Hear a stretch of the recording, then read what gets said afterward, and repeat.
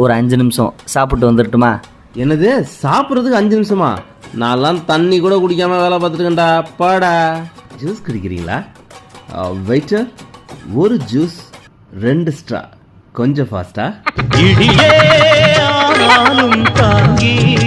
2 straw வேணாம் sir, 3 ஸ்ட்ராவாக வாங்கி குடிங்க.